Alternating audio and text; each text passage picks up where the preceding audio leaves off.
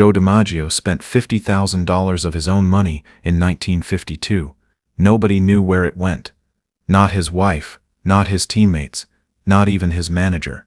For 3 years, the secret stayed buried. Until a group of children from the Bronx changed everything. It started on a Tuesday afternoon in October 1952. Joe DiMaggio was driving through the South Bronx, taking a different route home from Yankee Stadium. He had just finished what would be his final season as a player. At 37, his body was telling him it was time to retire, but his heart wasn't ready to leave baseball behind. That's when he saw them. On a vacant lot between 2 crumbling tenement buildings, a dozen kids were playing baseball, but this wasn't the baseball DiMaggio knew. There was no grass, just dirt and broken concrete. No bases, just pieces of cardboard weighted down with rocks. No real bat, just a splintered piece of wood that looked like it had been pulled from a construction site, and instead of a baseball, they were using a tennis ball wrapped in electrical tape. DiMaggio pulled his car over and watched. The kids ranged in age from maybe 8 to 15. Their clothes were patched and worn, their shoes had holes, but their passion for the game was unmistakable. They argued over calls with the same intensity DiMaggio had seen in major league clubhouses. They celebrated home runs hit over an imaginary fence with pure joy. One boy, maybe 12 years old, was pitching with a form that reminded DiMaggio of his own early days. The kid had natural talent, real ability, but he was throwing on a surface that was more suitable for demolition than baseball. DiMaggio sat in his car for 20 minutes, just watching. These kids loved baseball as much as he did, maybe more. They had none of the advantages he'd had growing up in San Francisco, none of the equipment, none of the proper fields, but they had heart. When one of the kids noticed the expensive car parked nearby, they all stopped playing. They stared suspiciously at DiMaggio through the windshield. In their neighborhood, strangers in fancy cars usually meant trouble. DiMaggio got out of his car slowly, keeping his hands visible. He walked to the edge of their makeshift field. "Good game," he said simply. The kids didn't recognize him at first. Without his Yankees uniform, he was just another well-dressed man in a neighborhood where well-dressed men were rare and usually unwelcome. "You play baseball?" asked the boy who had been pitching. "A little," DiMaggio said with a small smile. "You any good?" another kid challenged. DiMaggio shrugged. "I try." The kids exchanged glances. There was something about this stranger that felt different. He wasn't talking down to them. He wasn't telling them to move along or complaining about the noise. He was looking at their game with respect. "Want to play?" the pitcher asked. For the next hour, Joe DiMaggio played baseball on a lot that was barely suitable for parking cars. He took his turn at bat, using their splintered piece of wood. He fielded grounders that bounced unpredictably off chunks of concrete. He ran bases that were marked by cardboard and rocks. And he loved every minute of it. When the game ended, DiMaggio was dirty, sweaty, and happier than he'd been in months. The kids had figured out who he was about halfway through the game, but they kept playing anyway. To them, he wasn't the great Joe DiMaggio. He was just Joe, the guy who could actually hit their tennis ball over the imaginary fence. "Thanks for the game," DiMaggio said as he prepared to leave. "Thanks for playing with us," the pitcher said. "Most adults just tell us to go somewhere else." "Where would you go?" DiMaggio asked. The kids looked around at their neighborhood. Empty lots were hard to find. Most were filled with abandoned cars or garbage. The few parks in the area had been taken over by older teenagers who didn't welcome kids. "This is pretty much it," one of the kids said. DiMaggio nodded slowly. He looked at the lot again, but this time he wasn't seeing what was there. He was seeing what could be there. "I'll see you kids around," he said, and drove home. That night, DiMaggio couldn't sleep. He kept thinking about those kids, about their passion for the game, about the impossible conditions they were playing under. He thought about his own childhood, about the opportunities he'd had, about the responsibility that came with success. The next morning, he made a phone call to a construction company. "I need you to look at a piece of land," DiMaggio told the foreman. "I want to know what it would cost to turn it into a baseball field." "Where's the land?" the foreman asked. DiMaggio gave him the address of the vacant lot in the South Bronx. There was a pause. "Mr. DiMaggio, that's not exactly what you'd call a nice neighborhood." "I didn't ask about the neighborhood," DiMaggio said. "I asked about the field." 3 days later, DiMaggio met the foreman at the lot. The kids were there again, playing their impossible game.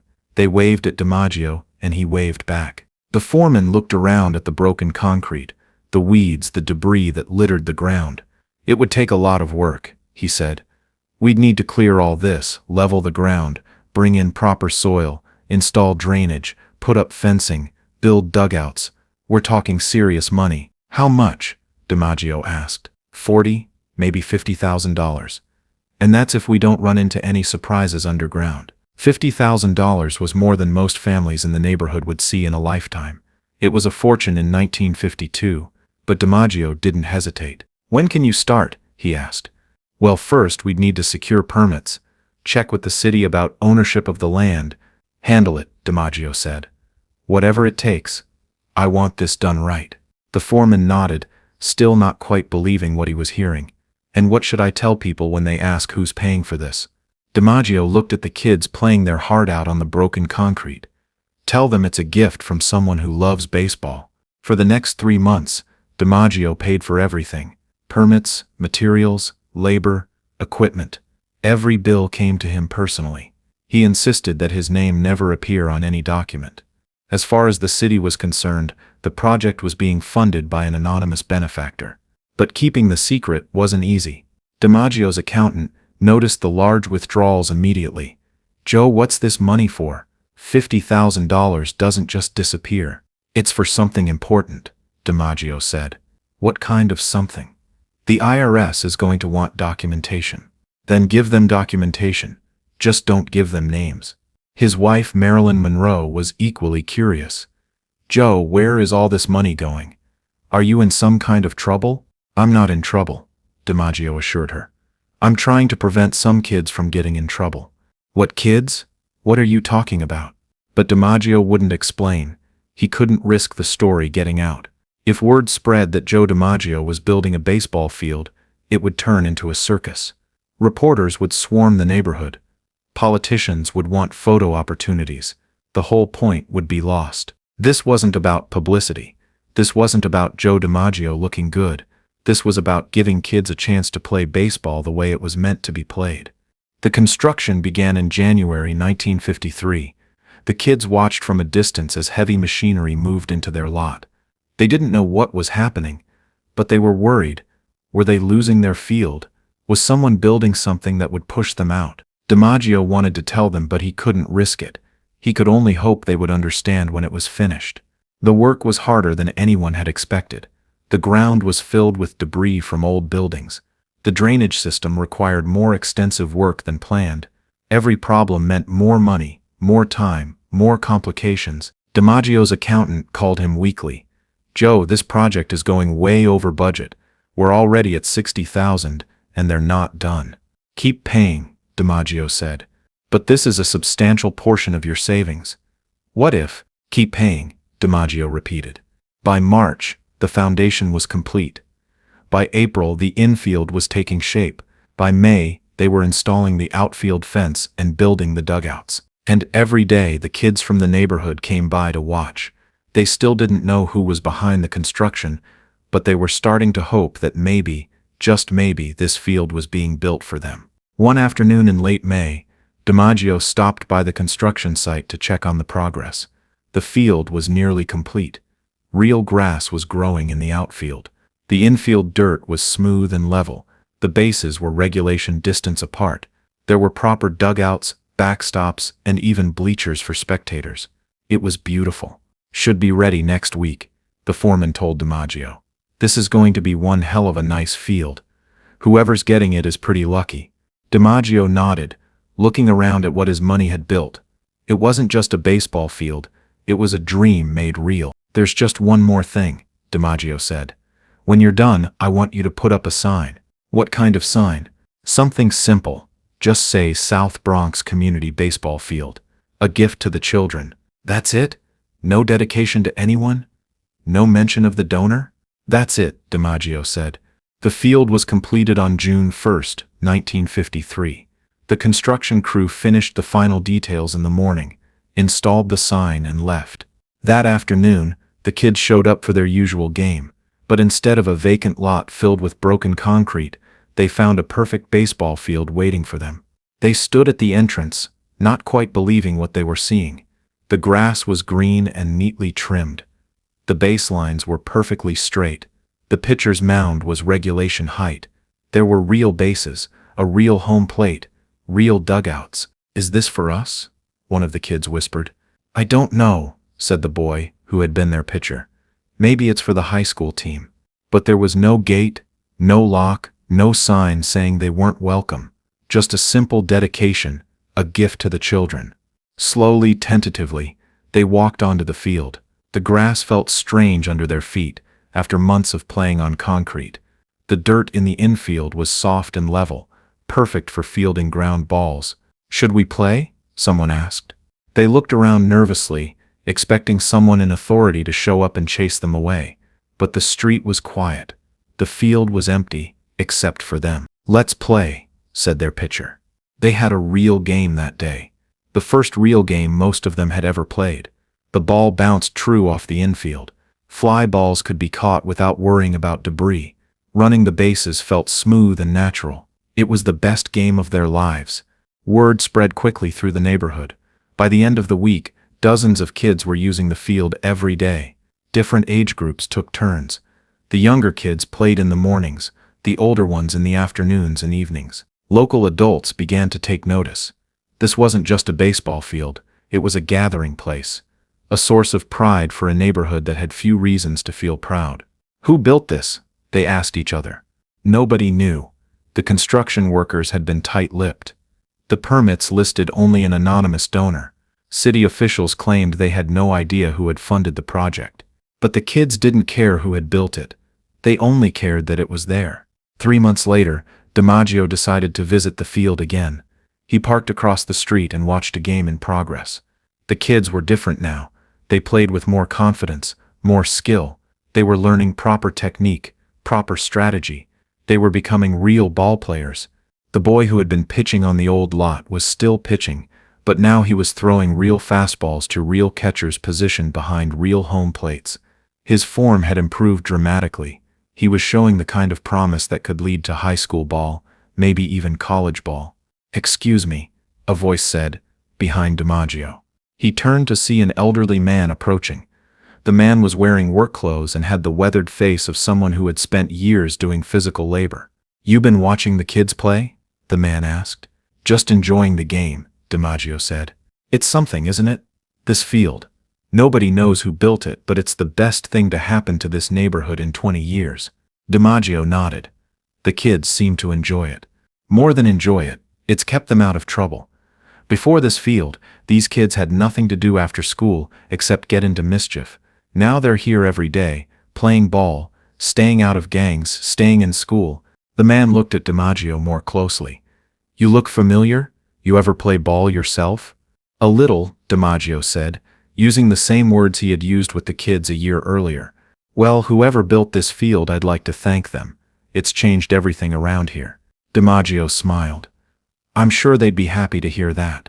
As he drove home that day, DiMaggio felt a satisfaction he had never experienced during his playing career. All the home runs, all the championships, all the records, none of them felt as important as what he was seeing on that field in the South Bronx. But his secret was about to be revealed. In December 1955, 3 years after the field was completed, a reporter from the New York Daily News was investigating a story about anonymous charitable donations in the city. He had been following paper trails, checking permits, and interviewing construction workers. One worker, now retired, finally broke his silence. "It was Joe DiMaggio," he told the reporter. "The whole thing. He paid for everything, but he made us swear not to tell anybody. Said it wasn't about him, it was about the kids." The reporter couldn't believe it. Joe DiMaggio, one of the most famous athletes in the world, had secretly spent his own fortune to build a baseball field for poor kids in the Bronx. The story broke on December 15, 1955. DiMaggio's secret gift, Yankees legend, secretly built field for Bronx kids. Within hours, the story was picked up by newspapers across the country. Radio stations led with it. Television news crews descended on the South Bronx. DiMaggio was furious. He had managed to keep the secret for 3 years, and now it was front-page news. But the kids on the field were ecstatic. "Joe DiMaggio built this for us?" they asked each other in amazement. The real Joe DiMaggio. The boy who had been pitching since the beginning, now 16 and captain of his high school team, was interviewed by reporters. "Mr. DiMaggio gave us more than a field," he said. "He gave us a chance. Before this field, I was heading nowhere. Now I've got a scholarship to college. I'm going to be a teacher. I want to help kids the same way Mr. DiMaggio helped us." When reporters found DiMaggio and asked him about the field, he was characteristically modest. "Those kids deserved a place to play," he said simply. "I was in a position to help, so I helped. But $50,000, Mr. DiMaggio, that's a substantial investment." "It's not an investment," DiMaggio corrected them. "It's a gift, and if you want to know the truth, those kids gave me more than I gave them." "What do you mean?" DiMaggio thought about his answer carefully. "Baseball gave me everything. Fame, money, a life I could never have imagined. But those kids reminded me why I fell in love with the game in the first place. Not for the crowds or the money or the records, just for the pure joy of playing." The South Bronx community baseball field became famous overnight. Major league scouts began showing up regularly. College coaches started paying attention to the kids who played there. The field that DiMaggio had built in secret became a pipeline for young talent. Over the next decade, 12 kids who had played on DiMaggio's field earned college scholarships. 5 made it to professional baseball. 2 reached the major leagues. But more importantly, hundreds of kids stayed in school, stayed out of trouble, and found a positive focus for their energy and passion. In 1965, 10 years after the story broke, the city of New York officially renamed the field Joe DiMaggio Community Baseball Field. DiMaggio attended the ceremony, but he insisted that the focus remain on the kids, not on him. "This field was never about me," he told the crowd. "It was always about them, about giving kids a chance to chase their dreams the same way I was able to chase mine." The young man who had been pitching on the original vacant lot was there that day, now 26, and working as a teacher in the same neighborhood where he had grown up. "Mr. DiMaggio," he said when he had a chance to speak with his childhood hero, "I don't think you realize what you did. You didn't just build a field, you built futures, you built hope." DiMaggio looked around at the field, still beautiful after more than a decade of constant use. Kids were playing a game, just as they had been that first day when he drove through the neighborhood by accident. "No," DiMaggio said quietly. "You kids built all that yourselves. I just gave you a place to do it." Joe DiMaggio died in 1999, 46 years after he secretly built that baseball field. His obituaries mentioned his batting records, his 9 World Series championships, his 56-game hitting streak, but in the South Bronx, people remembered him for something else entirely. At his memorial service, dozens of men and women who had played on DiMaggio's field as children stood up to speak about what that gift had meant to their lives. The field still stands today, still hosting games every day during baseball season. A plaque near the entrance tells the story of DiMaggio's secret project, but the real memorial isn't written on any plaque. It's written in the lives of the thousands of kids who learned to play baseball the right way, on real grass, with real equipment, because one man decided that every child deserved a chance to chase their dreams. The field in the South Bronx proved something that DiMaggio had always believed but had never been able to articulate.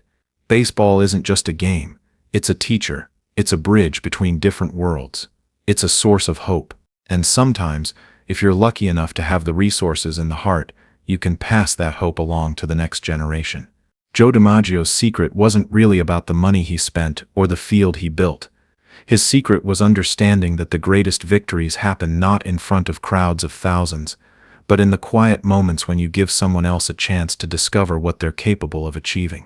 That's the legacy of the South Bronx Community Baseball Field. Not the games that were won or lost there, but the lives that were changed. Not the records that were set, but the dreams that were realized. All because one man drove down the wrong street at exactly the right moment and decided to do something about what he saw. What other acts of secret kindness do you think happen every day, without making headlines? Have you ever witnessed someone changing lives quietly, without recognition? Share your stories in the comments below. If this story inspired you, hit that like button and subscribe for more untold stories of sports legends who made a difference. And don't forget to ring the notification bell so you never miss our latest videos. Share this video with someone who needs to remember that one person really can change the world.